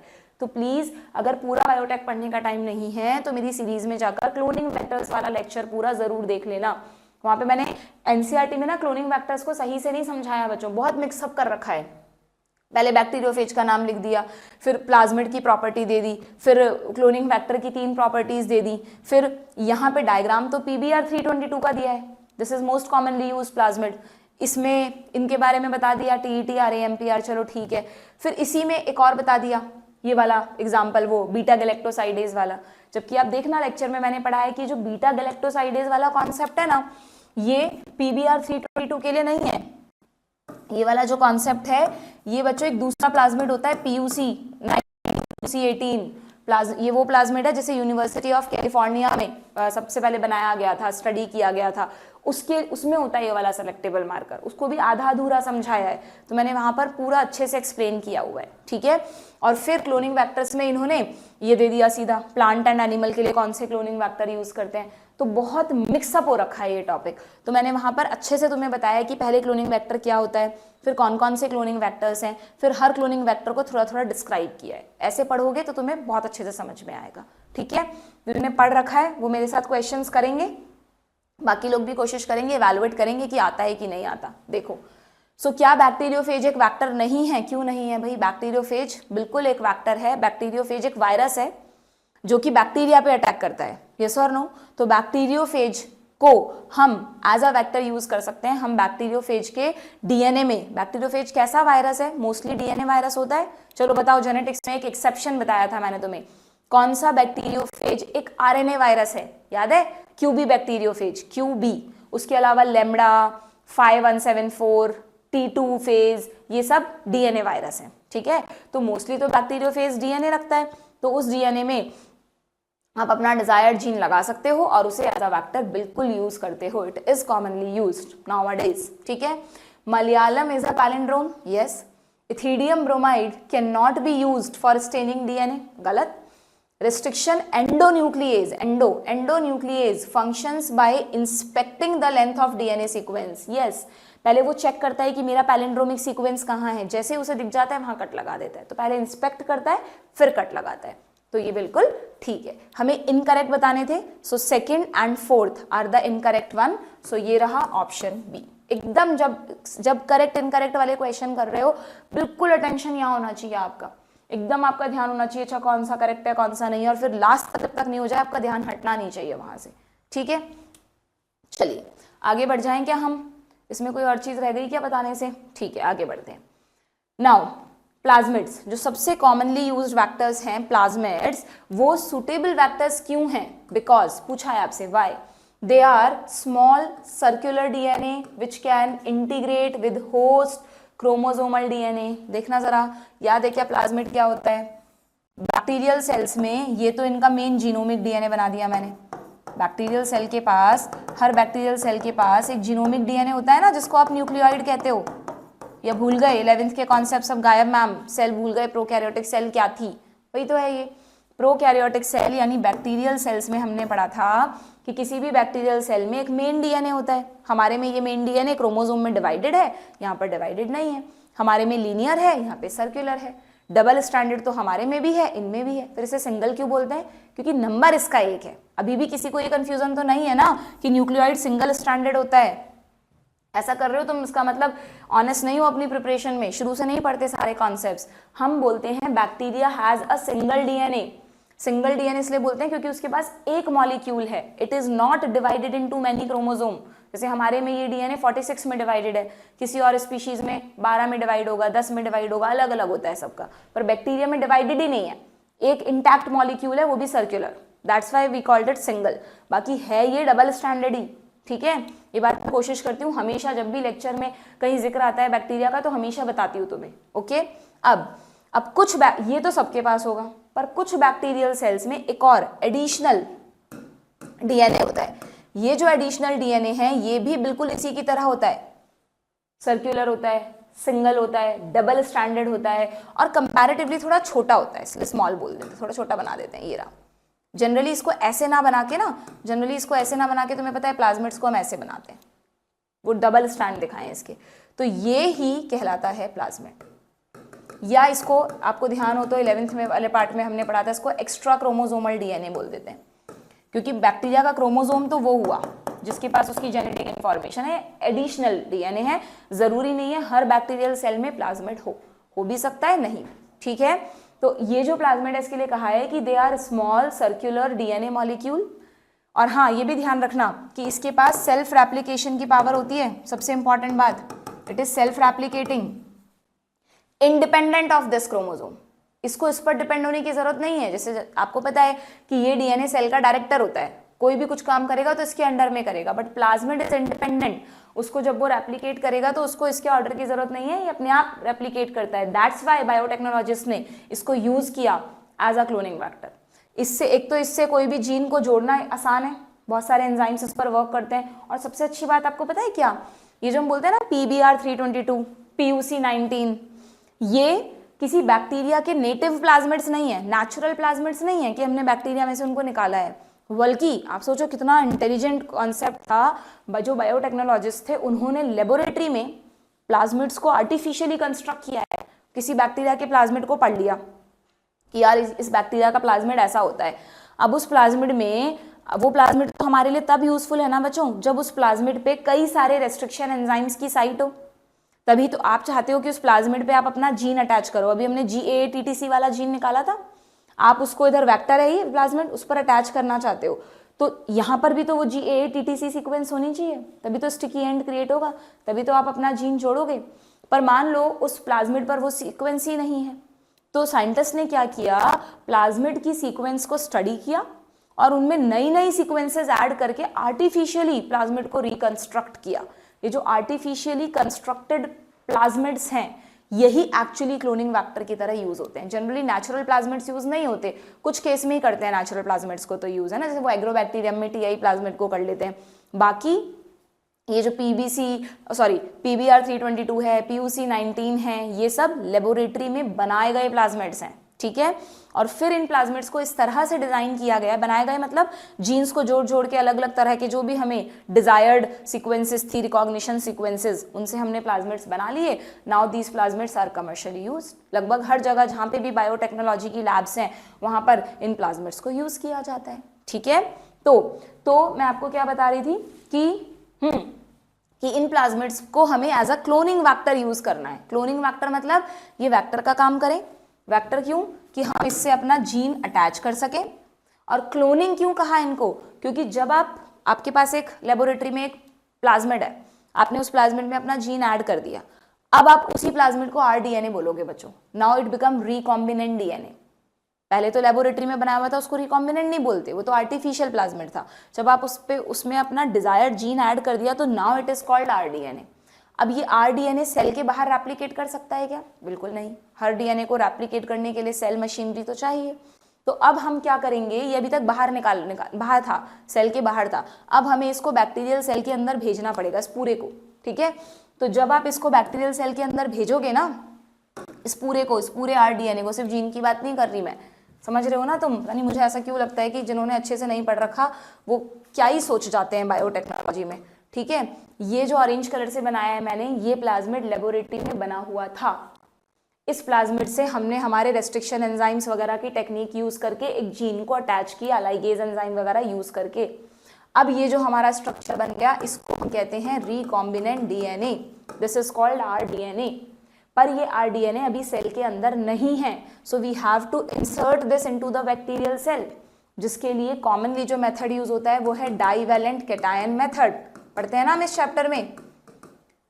सिर्फ उसी बच्चे को ये क्वेश्चन आंसर्स का सेशन समझ में आ रहा होगा जिसे बायोटेक की नॉलेज है, वरना कुछ समझ में नहीं आ रहा होगा। You are wasting your time. पहले कमांड करो फिर क्वेश्चंस करो, ठीक है। तो डाइवेलेंट कैटायन मेथड को यूज करके अब हमने इस RDNA को बैक्टीरियल सेल में डाल दिया। बैक्टीरियल सेल में जाकर, क्योंकि इसका नेचर होता है ये सेल्फ रेप्लिकेटिंग है, तो ये अंदर जाकर अपनी कॉपीज बनाएगा। इससे मतलब नहीं है कि ये डिवाइड कर रहा है कि नहीं कर रहा, ये कॉपीज बनाएगा। और अगर ये कॉपीज बनाएगा तो आपके डिजायर्ड जीन की भी कॉपीज होती जाएंगी कि नहीं होती जाएंगी? बताओ जरा, होती जाएंगी कि नहीं होती जाएंगी? जब ये बैक्टीरियल सेल अपनी कॉपी बनाएगी तो इनकी और कॉपीज बन जाएगी, फिर उसमें भी और कॉपी बनेगी, ऐसे चलती रहेगी। मतलब आपने बैक्टीरिया को एक फैक्ट्री बना लिया। किसकी फैक्ट्री बना लिया? जिसमें आपका जो डिजायर्ड जीन है, मान लो ये इंसुलिन बनाने वाला जीन है, तो इंसुलिन बनाने वाला जीन बैक्टीरियल सेल्स के साथ साथ रेप्लिकेट किए जा रहा है। करता तो ह्यूमन सेल में भी, लेकिन ह्यूमन सेल्स से किसी प्रोडक्ट को निकालना आसान थोड़ी ना है। बैक्टीरिया को तो बायोरिएक्टर्स आपको पता है, उसमें हम कितना लार्ज स्केल कल्चर कर सकते हैं। 1000 लीटर के जो टैंक्स होते हैं बड़े बड़े वॉल्यूम के, उसमें आप बैक्टीरियल सेल्स को बहुत करोड़ों के नंबर में मल्टीप्लाई कर सकते हो, है ना। और हर बैक्टीरियल सेल के अंदर ये जीन खुद को एक्सप्रेस भी तो करेगा। तो जीन से RNA बनेगा, RNA से प्रोटीन बनेगा, सेंट्रल डॉगमा फॉलो करेगा। तो अगर ये इंसुलिन बनाने वाला जीन है तो अब आपकी बैक्टीरियल सेल्स इंसुलिन बना रही हैं बच्चों। सेम वही इंसुलिन जो हम बनाते हैं, हमारी बॉडी में पेनक्रियाज में बनता है, ये वही जीन था जो ह्यूमन सेल के पेनक्रियाटिक सेल से निकाला गया था, ठीक है, ह्यूमन बीइंग के पैंक्रियाटिक सेल से निकाला गया था। ये है बायोटेक्नोलॉजी। बायोटेक्नोलॉजी ने हमें हमारे लिए हर वो मुश्किल आसान कर दी। हमें अगर कोई भी प्रोडक्ट चाहिए जिसका हमारे पास लिमिटेड प्रोडक्शन है, तो हम उस जीन को आइडेंटिफाई करें, सोर्स से वो जीन निकालें, उस जीन को एक प्रॉपर क्लोनिंग वेक्टर से अटैच करें लैब में, फिर उस क्लोनिंग वेक्टर जिसको अब आप आरडीएनए कह रहे हो उसको बैक्टीरियल सेल्स में डाल दें और उन बैक्टीरियल सेल्स को मल्टीप्लाई करके जितना मन चाहे प्रोडक्ट ऑब्टेन करें और उसको थोड़े बहुत क्लिनिकल ट्रायल्स वगैरह करके डाउन स्ट्रीम प्रोसेसिंग करके मार्केट में सेल करें। This is biotechnology, rDNA technology. समझ में आया थोड़ा बहुत? ठीक है, तो क्लोनिंग, इसलिए इन प्लाज्मिड्स को क्लोनिंग वेक्टर कहते हैं। अब ये तो मैंने तुम्हें एक ब्रीफ दे दिया, पर ऐसा नहीं है कि these are the only options. ऐसा नहीं है कि हर टेक्निक में बैक्टीरिया, अच्छा यहाँ पे बैक्टीरिया को होस्ट कहेंगे। फाइनली जिस भी सेल में हम ये आरडीएनए डालते हैं वो होस्ट सेल होती है, जहां से निकालते हैं इंसुलिन बनाने, मतलब जीन को, वो सोर्स सेल होती है। फॉरेन डीएनए सोर्स सेल है ना, इसके लिए फॉरेन डीएनए है ना। तो ऐसा नहीं है कि हर टेक्निक के लिए होस्ट बैक्टीरियल सेल ही होगी। कुछ टेक्निक्स के लिए जो होस्ट होती है वो प्लांट सेल भी होती है। आप प्लांट सेल में भी ये जेनेटिक मॉडिफिकेशंस कर सकते हो, एनिमल सेल में भी कर सकते हो, ठीक है, किसी में भी कर सकते हो, what ever you want, but commonly bacteria को यूज करते हैं, इसलिए हम ऐसा बोलते हैं। आप ये एक ऐसे मत बना लेना पत्थर की लकीर की यार हमेशा बैक्टीरिया ही होस्ट होता है, और ये भी मत बना लेना कि हमेशा प्लाज्मिड ही क्लोनिंग वेक्टर होता है। प्लांट्स के लिए, एनिमल्स के लिए या दूसरे बैक्टीरिया के लिए और भी कई सारे क्लोनिंग वेक्टर्स होते हैं। जैसे अभी बताया बैक्टीरियोफेजेस, रेट्रोवायरसेस भी क्लोनिंग वेक्टर्स हैं, बहुत सारे हैं। एग्रोबैक्टीरियम का टीआई प्लाज्मिड वो नेचुरल है, थोड़ा सा मॉडिफिकेशन करके उसको यूज करते हैं, ठीक है। तो हमने पूरे चैप्टर में अच्छे से पढ़ रखा है। यहाँ मैंने तुम्हें जस्ट एक रिवीजन देकर वो जो थोड़े बहुत सो गए थे तुम्हारे दिमाग में तार जो थे वो अब वापस जुड़ गए हैं, टूट गए थे वो जुड़ गए हैं, ठीक है, क्लियर आ गया सब कुछ याद होपफुली।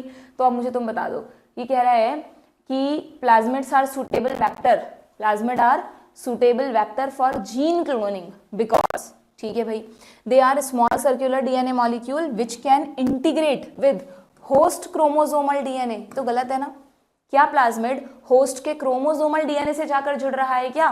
नहीं, ठीक है। They are small circular DNA with their own ori, बिल्कुल।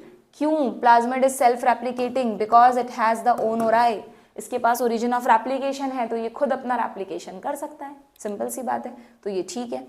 They can shuttle between prokaryotic and eukaryotic, नहीं, प्लाज्मिड कभी भी यूकैरियोटिक सेल में नहीं जाता, ये प्रोकैरियोट्स के लिए ही यूज होता है। प्लांट सेल और एनिमल सेल में आप प्लाज्मिड्स को यूज नहीं करेंगे।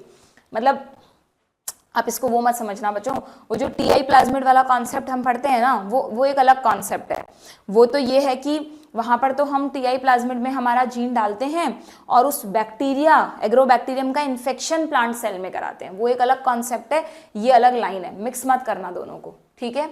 They often carry antibiotic resistant gene, बात तो सही है कि प्लाज्मिड्स के पास एंटीबायोटिक रेजिस्टेंट जीन्स होते हैं, बट इसलिए हम इन्हें क्लोनिंग वेक्टर्स की तरह यूज करते हैं, मुझे नहीं लगता, क्योंकि बी है ना, यहाँ पर बी है, बी कह रहा है कि इनके पास खुद का ओराई है इसलिए खुद की कॉपीज बनाएंगे, that's why they are suitable vector. बात ये भी गलत नहीं है, बट इससे ज्यादा बेटर ऑप्शन बी है, सो यहाँ पर ऑप्शन बी होगा, ठीक है, क्लियर है क्या? आगे बढ़ जाएं, next question. For a plasmid, अभी तो है ना टाइम हमारे पास, for a plasmid to be a cloning vector the minimum number of elements required are, अगर हम एक प्लाज्मिड को क्लोनिंग वेक्टर की तरह यूज करना चाहते हैं तो 3 प्रॉपर्टीज बच्चों उस प्लाज्मिड में होनी चाहिए। प्लाज्मिड क्या, किसी भी क्लोनिंग वेक्टर में होनी चाहिए, जो मैंने तुम्हें पढ़ा रखी है। हम उसे क्लोनिंग वेक्टर बोल रहे हैं, यानी वो खुद के क्लोन्स बना सकता है। क्यों बना सकता है? क्योंकि उसके पास खुद का ओराई है। दूसरा बहुत इंपॉर्टेंट, कि जब ये सब जो मैं तुम्हें यहाँ पे समझाया ना कॉन्सेप्ट, कि हमने इसको इसके अंदर डाल दिया, ऐसा आसान नहीं होता कि डाल दिया दिख रहा है कि वो चला गया। वी हैव टू आइडेंटिफाई, हमें क्या पता, हमारे सब सामने सब कुछ सोल्यूशन में हो रहा है ना। सोल्यूशन में बैक्टीरियल सेल्स पड़ी हैं कल्चर मीडियम में, वहाँ पे हमने प्लाज्मिड्स डाल दिए। वी नेवर नो कि किस प्लाज्मिड में ये अटैच हुआ है जाके फॉरेन जीन, फिर कौन वो वाला प्लाज्मिड उसमें गया है कि नहीं गया है। तो हमें कुछ है ना मार्कर्स की जरूरत होती है, कुछ सेलेक्टेबल मार्कर्स। सेलेक्टेबल मार्कर कुछ नई चीज नहीं है, इसी प्लाज्मिड पे कुछ स्पेसिफिक सीक्वेंसेस को सेलेक्टेबल मार्कर्स बोलते हैं। वो सीक्वेंस जब खुद को एक्सप्रेस करेगी, जीन है ना वो सीक्वेंस, तो जीन कोई ना कोई प्रोडक्ट बनाएगा, तो तो उसके बेसिस पर हम पहचानते हैं कि वो इस बैक्टीरियल सेल के अंदर है या नहीं है। ठीक है, बहुत अच्छा लंबा कॉन्सेप्ट है, हमने लेक्चर्स में पढ़ रखा है, अभी यहाँ पे नहीं पढ़ा सकती वरना पूरा लेक्चर इसी में चला जाएगा। ओके, तो सेलेक्टेबल मार्कर हर प्लाज्मिड में होना ही होना चाहिए। अगर उस प्लाज्मिड में सेलेक्टेबल मार्कर नहीं है ना तो आप उसे बायोटेक में यूज ही नहीं कर सकते। इसीलिए लेबोरेटरी में प्लाज्मिड्स को अपने अकॉर्डिंग रिकंस्ट्रक्ट आर्टिफिशियली बनाया गया। ठीक है, क्लियर। और तीसरी इंपॉर्टेंट चीज, अब देखो नया वर्ड आ गया। अभी थोड़ी देर पहले हमने कहा था पैलिंड्रोमिक साइट, उसी को हमने कहा था रिकॉग्निशन साइट, उसी को क्लोनिंग साइट भी कह दिया। सेम है, कुछ अलग नहीं है। Recognition site, cloning site, palindromic site, ये सब एक ही है। इन दोनों का कॉन्सेप्ट तो बता दिया मैंने तुम्हें। क्लोनिंग साइट क्यों कह रहे हैं हम इस साइट को? क्योंकि देखो इधर ध्यान से, अगर मैं कह रही हूं कि ये वो जगह है जहां पर BMH फर्स्ट कट लगाता है, BMH first is the enzyme, last में रोमन लेटर आ रहा है, PBr322 इज द प्लाज्मिड, अलग अलग है सब। ठीक है, तो BMH फर्स्ट अगर इस जगह पर कट लगा रहा है तो जो जीन आएगा वो भी यहीं पर ऐड होगा, फॉरेन जीन है ना। तो अगर जीन यहाँ पर ऐड होगा तो जब ये प्लाज्मिड खुद को बैक्टीरियल सेल में जाकर खुद को कॉपी करेगा तो ये जीन भी कॉपी होगा। तो ये वही जगह है ना जहां पर जीन की कॉपी हो रही है। तो इसलिए इसी रेस्ट्रिक्शन साइट को, पैलिंड्रोमिक साइट को क्लोनिंग साइट भी बोल दिया, क्योंकि यही वो जगह है जहां आपका डिजायर्ड जीन, फॉरेन जीन जुड़ा हुआ है और अपने क्लोन्स बना रहा है। ठीक है, कंफ्यूज तो नहीं होगा। ओके, तो ये हाँ, यहाँ पे एक और चीज देख लो, यहाँ पर एनसीईआरटी में ना एक तरह से इधर के बाद एक नया पैराग्राफ स्टार्ट होना चाहिए था, क्योंकि ये यहाँ तक ही क्लोनिंग साइट के बारे में समझाया है। अब ये जो पूरा कॉन्सेप्ट है आगे, द लाइगेशन से लेकर ये पूरा कॉन्सेप्ट, ये पता है क्या है? ये पता है क्या है? ये वाला जो पूरा पार्ट है ये है एक्शन ऑफ सेलेक्टेबल मार्कर, मतलब एक्शन कह लो या यूज ऑफ सेलेक्टेबल मार्कर कह लो। क्या कॉन्सेप्ट है सेलेक्टेबल मार्कर का? अब ये मुझे खराब लगता है इस चैप्टर में कि सेलेक्टेबल मार्कर के बारे में यहाँ दिया है और उसके कॉन्सेप्ट के बारे में क्लोनिंग साइट में डाल दिया। या तो पहले क्लोनिंग साइट समझा देते फिर सेलेक्टेबल मार्कर समझा देते, बट तुम कैसे समझोगे ना ये चीज़। इसीलिए आप सिर्फ एनसीईआरटी से पढ़ रहे हो, कुछ भी एक्स्ट्रा नहीं पता आपको, बस रीड किए जा रहे हो और सोच रहे हो हमने 5 से 6 बार पढ़ लिया, तो उससे कोई फ़ायदा नहीं है बच्चों। आपको एनसीईआरटी में छुपी डेप्थ को समझना पड़ेगा। आपको अलग से जब फर्स्ट टाइम कोई भी टॉपिक पढ़ते हो हल्के फुल्के नोट्स भी बनाने पड़ेंगे, तभी वो रियल प्रिपरेशन है। ठीक है, बच्चे बहुत मेहनत करते हैं वो सेलेक्ट होने वाले स्टूडेंट, ऐसे मत समझना कि ऊपर ऊपर से मेहनत कर ली, थोड़े बहुत क्वेश्चन कर लिए, पढ़ लिया और हो गया सिलेक्शन। पेपर ईजी आता है, बट उस ईजी पेपर को सॉल्व करने के लिए आपकी कमांड बहुत अच्छी चाहिए। ठीक है, ओके। और उसके लिए सब कुछ फ्री ऑफ कॉस्ट चैनल पर अवेलेबल है। पूरी NCERT line to line series में 11th-12th का आपका कंप्लीट सिलेबस मैंने अपलोड कर रखा है। ठीक है, बिल्कुल न्यू पैटर्न पे। ओके, चलिए, तो तीनों क्वालिटी समझ में आ गई कि आपको किसी भी प्लाज्मिड में कौन कौन सी क्वालिटीज होनी चाहिए? बता दो मुझे, सही आंसर क्या है? ओराई होना चाहिए, क्लोनिंग साइट्स होनी चाहिए और सेलेक्टेबल मार्कर होना चाहिए। फर्स्ट ऑप्शन ही सही है। प्रमोटर ऑपरेटर कोई जरूरी नहीं है। ठीक है, ऑप्शन ए। ये मल्टीपल क्लोनिंग साइट क्यों लिखा है बच्चों? कि भाई अगर कोई प्लाज्मिड को हम यूज कर रहे हैं तो सिर्फ एक एंजाइम की क्लोनिंग साइट होगी तो उसका यूज कितना रेस्ट्रिक्टेड हो जाएगा। एटलीस्ट उस पर 4-5 एंजाइम्स की साइट तो हो जिससे हम उसे 4-5 टेक्निक्स में यूज कर सके। ठीक है, जैसे PBr322 पर I think more than 40 restriction sites होती है, कुछ नंबर है मुझे याद नहीं है, लिखा नहीं है तुम्हारी एनसीईआरटी में। 40 से भी ज्यादा एंजाइम्स की रेस्ट्रिक्शन साइट होती है, यहाँ तो कुछ ही दिखाई है तुमको। इसमें भी याद करने में हमें बड़ा जोर आता है ना। बाई चांस, बहुत ज़्यादा तो नहीं आया बच्चों, बट बाई चांस अगर नीट में ऐसा कोई क्वेश्चन आ जाए कि तुम्हें ये डायग्राम दे दें और ये एंजाइम के नाम में कहीं पर गायब कर दें ABC, तो तुम्हें फिर थोड़ा सा याद रखना पड़ेगा कि किस एंजाइम की साइट कहाँ है। उसमें से BMH फर्स्ट तो सबको याद रहती है क्योंकि ये तो कई क्वेश्चंस में, कई एग्जाम्पल्स में आती है ना। BMH फर्स्ट तो याद रहती है, बट ये बाकी जो हैं उनको प्लीज़ एक बार थोड़ा ध्यान से देख लेना। ये PP वाला जैसे, अच्छा इसमें भी कन्फ्यूजन होता है क्या किसी को कि ये दोनों पिंक कलर से बनाए वो सेलेक्टेबल मार्कर हैं बच्चों, है ना। एम्पिसिलिन रेजिस्टेंस देगा ये एक ऐसी जीन सीक्वेंस है जो अगर ये प्लाज्मिड किसी बैक्टीरिया में हुआ, अभी तो ये बाहर बैठा है, अगर ये प्लाज्मिड किसी बैक्टीरिया में हुआ और ये सीक्वेंस एज इट इज है तो उस बैक्टीरिया को आप एम्पिसिलिन से मार नहीं सकते। एम्पिसिलिन एंटीबायोटिक है ना, एंटीबायोटिक बैक्टीरिया को मारती है, बट अगर एक बैक्टीरियल सेल के अंदर ये वाला प्लाज्मिड हुआ और ये सीक्वेंस एज इट इज हुई, इन एंजाइम ने काम नहीं करा है वहां पे, तो उस बैक्टीरिया को आप एम्पिसिलिन से नहीं मार सकते, यानी वो बैक्टीरिया एम्पिसिलिन रेजिस्टेंट हो गया। तो इस जीन का नाम रख दिया ampicillin resistant gene, antibiotic resistant gene. समझ गए बात को। इसी तरह से अगर ये है TETR पूरी सीक्वेंस, टेट्रासाइक्लिन रेजिस्टेंस, ये सीक्वेंस अगर किसी बैक्टीरियल सेल में ये प्लाज्मिड है, इंटैक्ट एज इट इज ये सीक्वेंस है, तो उस बैक्टीरिया को आप टेट्रासाइक्लिन से नहीं मार सकते। That bacteria is resistant to tetracycline. समझ में आ गई क्या बात आप लोगों को? ठीक है।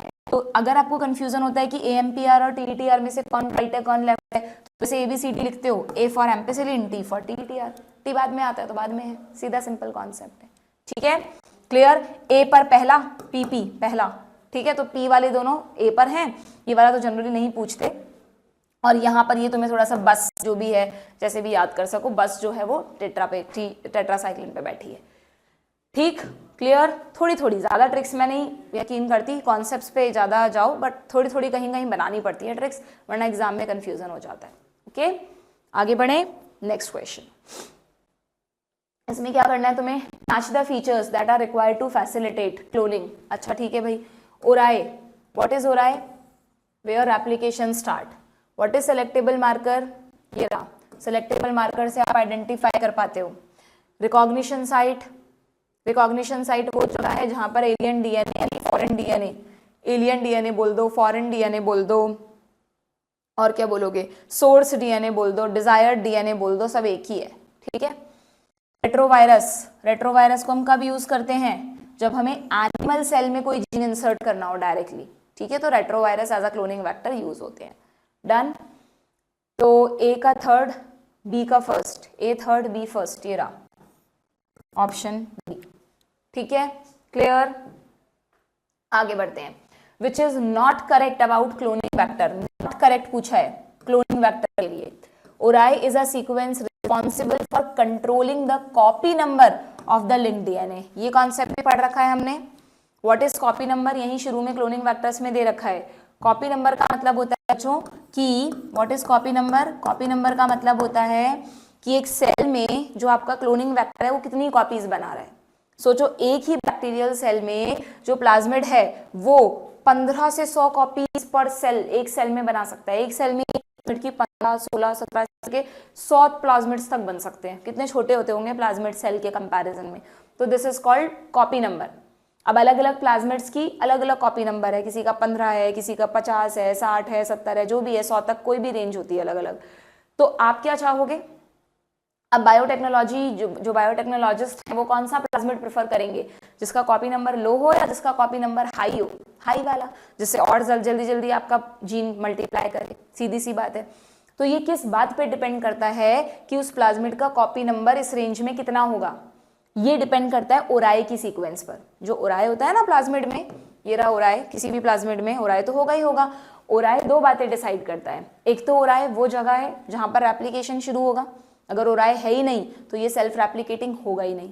और दूसरा, ओराई की सीक्वेंस से ही, ओराई की सीक्वेंस इस प्लाज्मिड की एक और प्रॉपर्टी डिसाइड करती है कि कितनी कॉपीज बना सकता है।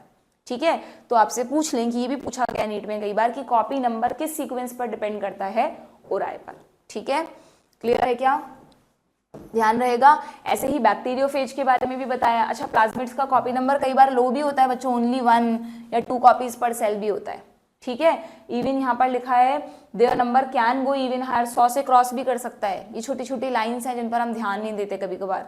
ठीक है, तो प्लाज्मिड्स का कॉपी नंबर 1 हो सकता है, 2 हो सकता है, 15 से 100 हो सकता है, इवन मोर देन 100 भी हो सकता है।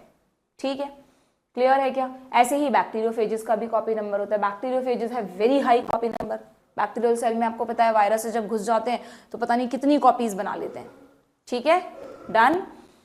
सो यहाँ पे आपको बोला है ओराई इसके लिए रिस्पॉन्सिबल है। हाँ भाई, selectable marker selectively permitting the growth of non transformant. आ गया सबसे कंफ्यूजिंग कॉन्सेप्ट इस चैप्टर का। पूरा नहीं पढ़ाऊंगी, देखो प्लीज लेक्चर में जाके पढ़ लेना। यहाँ पर 2 टर्म्स हैं बच्चों, एक तो है ट्रांसफॉर्मेंट और एक है रिकॉम्बिनेंट। है क्या यहाँ पर? ट्रांसफॉर्मेंट तो यहाँ दी है, एक रिकॉम्बिनेंट भी होती है, कहीं तो दे रखी होगी इसमें। ये रहा रिकॉम्बिनेंट। सोचने पर तो हमें लगता है सेम ही तो होगा। ट्रांसफॉर्मेशन का मतलब नया जीन आना, रिकॉम्बिनेशन का मतलब भी नया जीन आना, बट एक फ़र्क है। क्या फ़र्क है? हल्का सा आइडिया दे रही हूँ, बस पूरा डिटेल पढ़ा रखा है लेक्चर में कि जब भी हम किसी सोल्यूशन, मैंने तुम्हें कहा ना सब कुछ ब्लाइंडली हो रहा है। मान लो एक कल्चर मीडियम में बहुत सारी बैक्टीरियल सेल्स पड़ी हैं, बहुत सारी बैक्टीरियल सेल्स पड़ी हैं, उसी कल्चर मीडियम में हमने प्लाज्मिड्स भी डाल दिए बहुत सारे, ठीक है, और उसी में हमने फॉरेन डीएनए भी डाल दिया। मैं नहीं पता ये रहे फॉरेन डीएनए, कुछ गिन गिन के नहीं डाला कौन कितना है क्या है, ये फॉरेन डीएनए है, ठीक है। और हमने एंजाइम्स ऐड कर दिए, रेस्ट्रिक्शन एंजाइम ऐड कर दिया, लाइगेज ऐड कर दिया, ठीक है। अब ऐसा कोई फिक्स नहीं होता कि जितने प्लाज्मिड हैं उतने ही डीएनए और सब पे जाकर जुड़ेगा। मान लो जस्ट सपोज कर रहे हैं हम कि यहाँ पर फॉरेन जीन जुड़ गया, यहाँ पर जुड़ गया, इस पर नहीं जुड़ा, ठीक है, कोई भी पॉसिबिलिटी हो सकती है। तो इन दोनों को तो मैं आरडीएनए बोल सकती हूँ। अब ये रिकॉम्बिनेंट्स हैं क्या दोनों? ये रिकॉम्बिनेंट है, ये भी रिकॉम्बिनेंट है, और ये क्या है? ये क्या है? ये नॉन रिकॉम्बिनेंट डीएनए है, इसमें कोई रिकॉम्बिनेशन नहीं हुआ है, इसमें जीन नहीं जुड़ा, डीएनए है ना, ये प्लाज्मिड डीएनए तो होता है। तो ये दोनों रिकॉम्बिनेंट डीएनए है और ये नॉन रिकॉम्बिनेंट डीएनए है। अब सुनो, जब हम डाइवैलेंट कैटायन मेथड यूज करेंगे, क्योंकि बैक्टीरियल सेल हैं, तो उस मेथड को यूज करते ही ये सब प्लाज्मिड्स बैक्टीरियल सेल के अंदर जाना शुरू करेंगे। यहाँ पर ऐसा नहीं कि मैंने 3 ये बना दिए, 3 ये बना दिए, हमें नहीं पता कितना नंबर है, इससे ज्यादा भी हो सकता है, इससे कम भी हो सकता है, कोई इक्वल नंबर में नहीं हो रही, ब्लाइंड प्रोसेस है, ठीक है। तो अब यहाँ पर 3 पॉसिबिलिटीज होती हैं। क्या 3 पॉसिबिलिटीज होती हैं? अच्छा, हर बैक्टीरिया के पास अपना अपना जीनोमिक डीएनए तो है, और ये सारे बैक्टीरिया वो हैं बच्चों जिनके पास प्लाज्मिड्स नहीं है। ई कोलाई जनरली क्यों यूज होता है? देखो तुम्हारी बुक में एक लाइन लिखी है, ये रहा, the normal E coli sales do not carry resistance against any of these antibiotics. यानी या तो ई कोलाई में प्लाज्मिड्स होता ही नहीं है, और अगर होते भी हैं प्लाज्मिड तो एंटीबायोटिक रेजिस्टेंस जीन उनके पास नहीं होता। यानी अभी इन तीनों ही में ही कोई एंटीबायोटिक रेजिस्टेंस जीन नहीं है, ठीक है, नेचुरल है ये अभी। अब हमने जैसे डाइवैलेंट कैटायन मेथड यूज किया तो 3 पॉसिबिलिटीज हैं। क्या 3 पॉसिबिलिटीज हैं? कि हो सकता है एक सेल ऐसी हो जिसमें ये वाला प्लाज्मिड गया हो, ये वाला मतलब कॉम्बिनेंट प्लाज्मिड गया हो। एक ऐसा भी तो सेल्स का ग्रुप हो सकता है जिसमें ये वाला प्लाज्मिड गया हो। ये कौन सा है? ये कौन सा है? Non recombinant plasmid.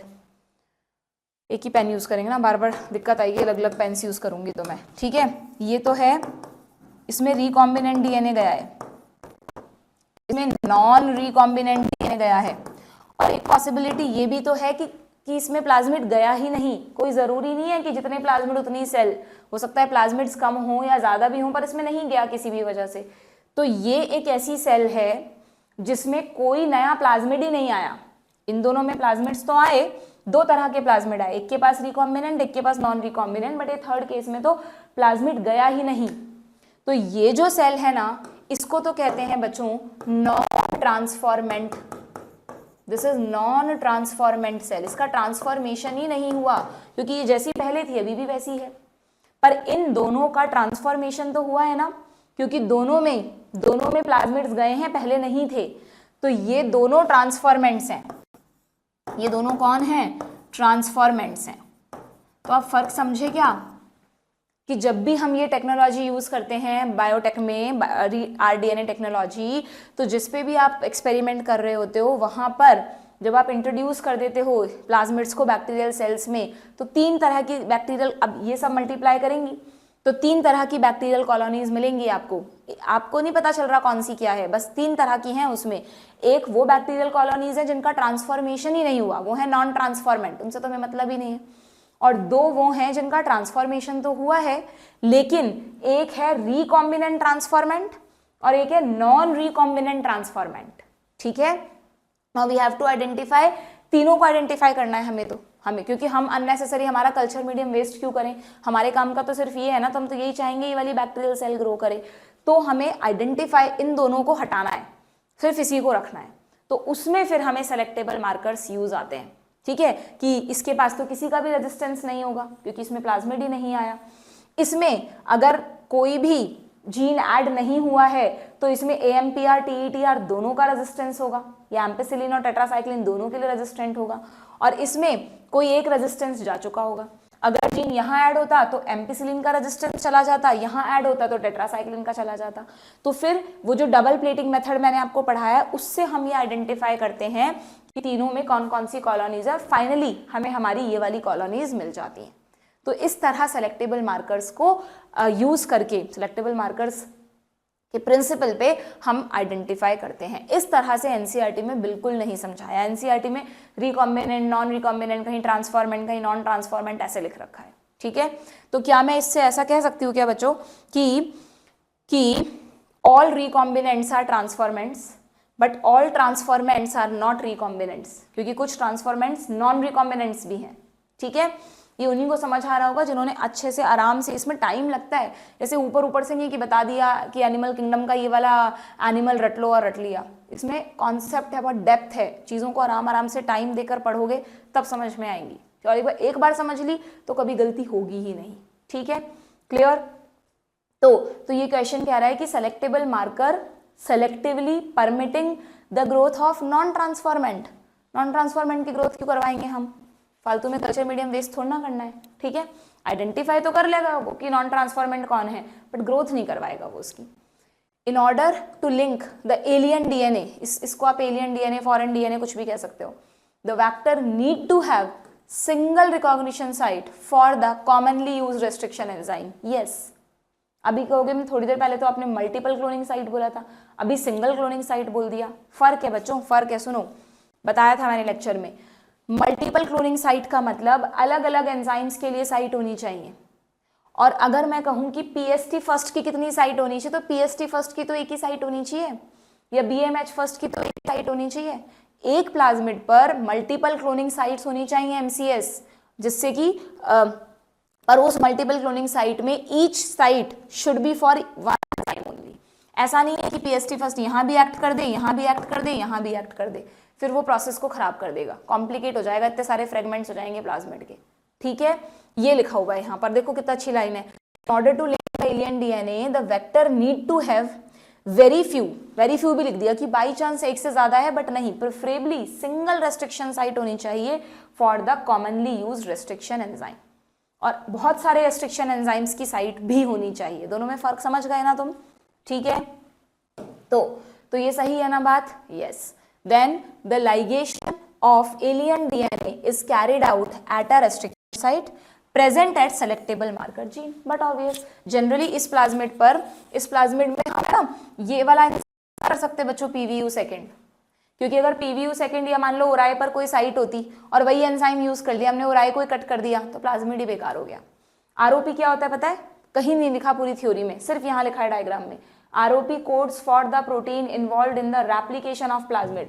जब ये प्लाज्मिड खुद को रेप्लिकेट करता है तो इसे कुछ प्रोटीन्स की जरूरत पड़ती है, वो प्रोटीन से सीक्वेंस से बनते हैं, और आपने PVU सेकेंड यूज करके इसी को कट कर दिया, तो आपकी ये सीक्वेंस ही खराब हो गई, तो प्लाज्मिड को प्रोटीन ही नहीं मिलेंगे, वो रेप्लिकेट ही नहीं करेगा, तो कैसा क्लोनिंग वेक्टर हुआ वो? ठीक है। या अगर मान लो आपने ये वाले एंजाइम यहाँ यूज किए, जबकि ये जो ब्लू वाला कलर है ये कोई सेलेक्टेबल मार्कर ही नहीं है, तो आप कैसे आइडेंटिफाई करोगे? तो एक तरह से किसी भी प्लाज्मिड में आप उन्हीं एंजाइम्स को यूज कर सकते हो जो सेलेक्टेबल मार्कर्स पे प्रेजेंट हो। ठीक है, बात समझ में आ रही है? वरना अगर होते भी होगा बाकियों के लिए तो कोई बहुत कॉम्प्लिकेट सा प्रोसेस होता होगा अलग से। ओके, डन, समझ में आ गई ये लाइन आपको? तो ये वही कह रहा है कि लाइगेशन ऑफ एलियन डीएनए जब जाके जुड़ेगा तो वो उस रेस्ट्रिक्शन साइट या उस क्लोनिंग साइट पर जुड़ेगा जहां जो कि सेलेक्टेबल मार्कर वाले जीन पर प्रेजेंट है। बिल्कुल ठीक है। तो हमें यहां पर इनकरेक्ट बताना था ऑप्शन बी। डन है क्या? समझ में आ गया क्या आपको अच्छी तरह से? चलिए, which of the following is not correct about PBR 322? ठीक है, let me see the time. हाँ, काफी हो गया ना, बायोटेक्नोलॉजी में थोड़ा सा टाइम लगता है, तो आई थिंक ये बस PBR 322 के क्वेश्चंस खत्म कर दें बच्चों। हाँ, PBR 322 वेक्टर्स के क्वेश्चन कितने हैं बच्चों? वेक्टर्स के तो अभी काफी हैं। चलो ठीक है, थोड़े एक दो क्वेश्चन और कर लेते हैं, ये टॉपिक बीच में नहीं छोड़ते, फिर नेक्स्ट सेशन में कंटिन्यू करेंगे। विच is not correct about PBR 322? Not correct बताना है आपको। It was constructed by using DNA derived from naturally occurring plasmid of E. coli. Yes, ये जो PBR 322 लेबोरेटरी में बनाया गया उसका बेसिस कौन था? E. coli का नेचुरल प्लाज्मिड। ठीक है, मतलब अभी जो मैंने आपको कहा था E. coli में प्लाज्मिड नहीं होता, वो एंटीबायोटिक रेजिस्टेंस जीन वाला प्लाज्मिड नहीं होता, इसीलिए हमने E. coli के प्लाज्मिड को मॉडिफाई किया। ठीक है, मतलब गलत मत समझ लेना तुम उस कॉन्सेप्ट को, तो ये बिल्कुल ठीक है।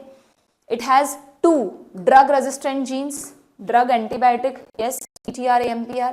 It was developed by Bolivar and Rodriguez. BR जो आता है ना, PBR में B और R, वो इन दोनों साइंटिस्ट के नाम पर है, लिख लेना. तो NCERT में नहीं है फुल फॉर्म, नहीं है ना, यह है डायग्राम में, नहीं है.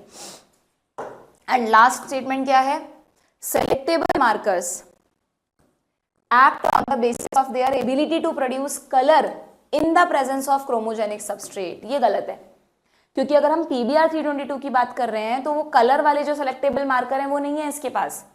PBR 322 के पास कौन से सेलेक्टेबल मार्कर हैं, एंटीबायोटिक रेजिस्टेंट जीन. इसीलिए मैंने तुम्हें भी थोड़ी देर पहले कहा कि ये जो कलर वाला मार्कर है ना, सेलेक्टेबल मार्कर जो हमें कलर के बेसिस पर बताता है, ब्लू कलर और व्हाइट कलर के बेसिस पर बताता है कि किसमें चेंज हुआ और किसमें नहीं हुआ है, ये PBR का नहीं है, ये PUC 19 का है, इसलिए लिख लेना.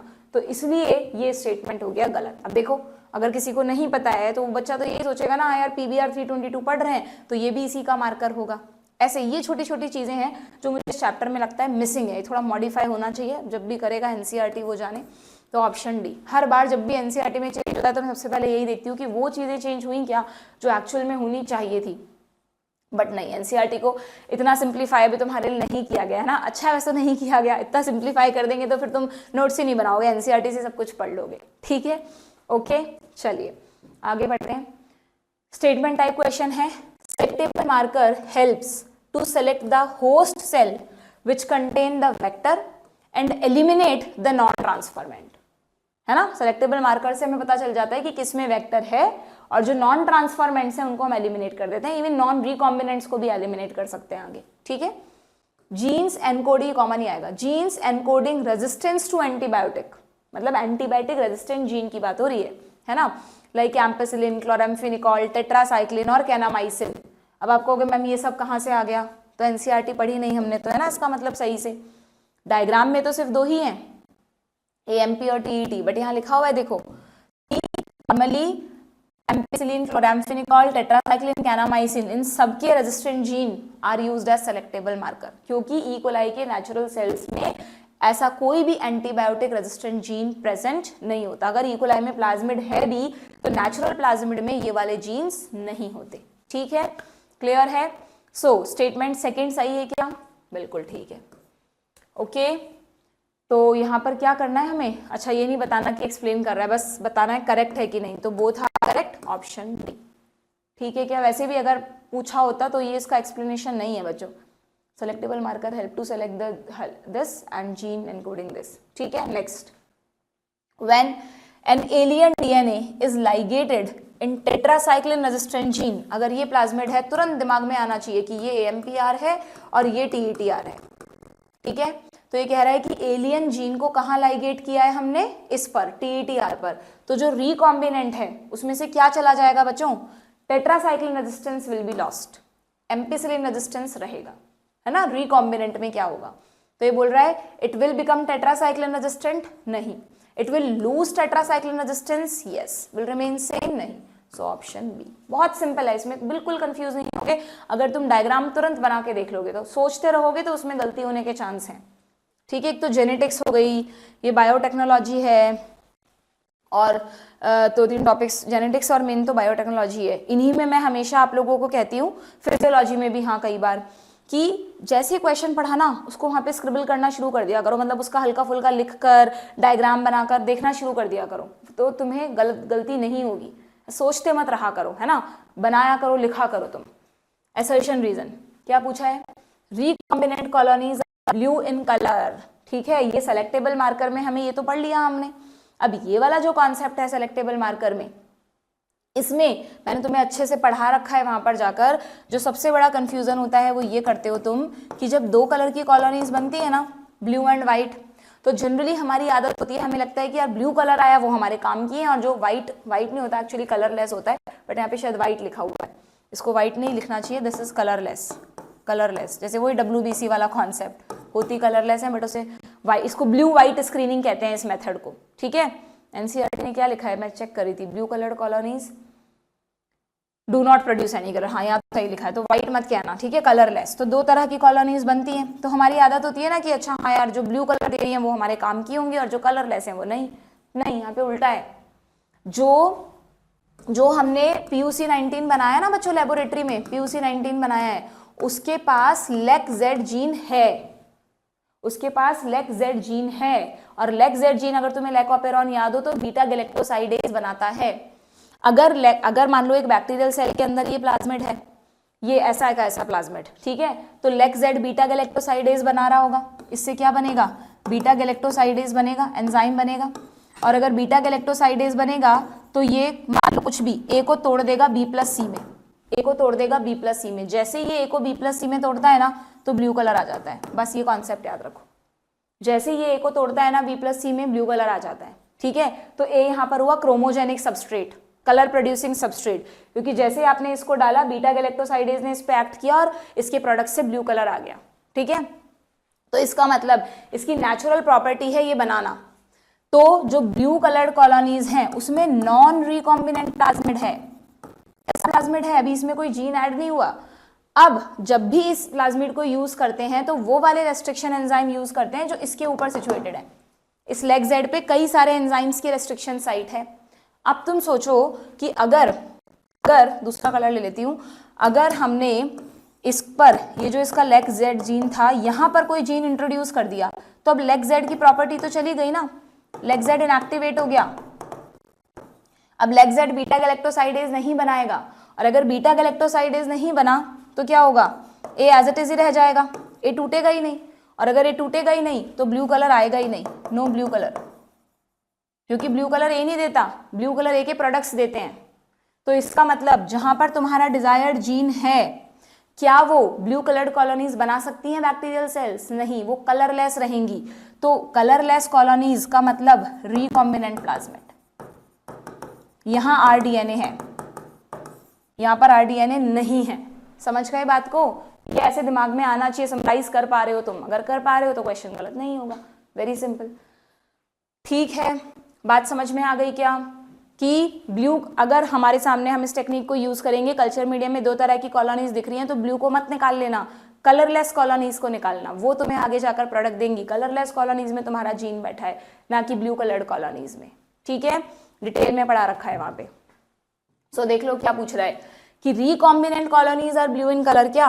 नहीं, ठीक है। प्रेजेंस ऑफ इंसर्ट का मतलब अगेन वही फॉरेन डीएनए, मैंने कहा ना बहुत सारी टर्म्स हैं, एलियन डीएनए, फॉरेन डीएनए को इंसर्ट भी कहते हैं। Present of insert results in inactivation of enzyme beta galactosidase, that is LEC-Z gene, known as insertional inactivation. जो इस तरफ ड्रॉ किया था उसको इंसर्शनल इनएक्टिवेशन बोलते हैं, कि किसी जीन, एक नए जीन के इंसर्ट होने से उस जीन का इनएक्टिवेट हो जाना। जैसे वहां हो रहा था एंटीबायोटिक में भी, कि एंटीबायोटिक रेजिस्टेंट जीन में एक नया जीन डालने पर एंटीबायोटिक रेजिस्टेंस की प्रॉपर्टी चली गई थी, तो LEC-Z की प्रॉपर्टी चली गई, ठीक है। तो यस, ये भी ठीक है। तो यहाँ पर असर्शन इनकरेक्ट है, रीजन करेक्ट है, ऑप्शन सी हो जाएगा, सीधा सीधा। डन, इनफ है, बस इससे ज्यादा पढ़ाऊंगी तो मुझे पता है तुम्हारे ऊपर से जाएगा, है ना। बस इतना ही पढ़ेंगे आज, कोई नहीं, आराम आराम से, कोई जल्दी नहीं है। जब भी कोई चीज करो टाइम देकर करो, क्वालिटी मैटर्स अलॉट। तुमने 100 क्वेश्चन कर लिए, उसमें से तुम 10 भी सही नहीं कर पाए, कोई मतलब नहीं है। तुमने 40 क्वेश्चन किए, अच्छे से किए, उन 40 में से आराम आराम से कॉन्सेप्ट पढ़ा, तुम्हारे 30 क्वेश्चन सही हो गए तो वो 40 ही इनफ है। हमेशा इस बात को ध्यान रखना, ठीक है। क्वालिटी वाले क्वेश्चंस करो, लिमिटेड करो, नॉलेज को रिवाइज करो। हाँ, नॉलेज एकदम अच्छी हो गई है तो फिर खूब क्वेश्चन करो, कोई मना नहीं है, ठीक है। तो चलिए नेक्स्ट सेशन में will continue this chapter. Again request करती हूँ कि प्लीज नहीं पढ़ रखा है तो पढ़ के आना, कहाँ से पढ़ने वाला क्वेश्चन ही नहीं है, फ्री ऑफ कॉस्ट अवेलेबल करा रखे हैं तुम्हें लेक्चर्स, तुम आराम से उनको देखो, NCERT से पढ़ो और फिर यहाँ पे क्वेश्चन प्रैक्टिस करके अपने टॉपिक्स को स्ट्रॉन्ग बनाओ, ठीक है। चलिए गुड बाय, मिलते हैं नेक्स्ट सेशन में।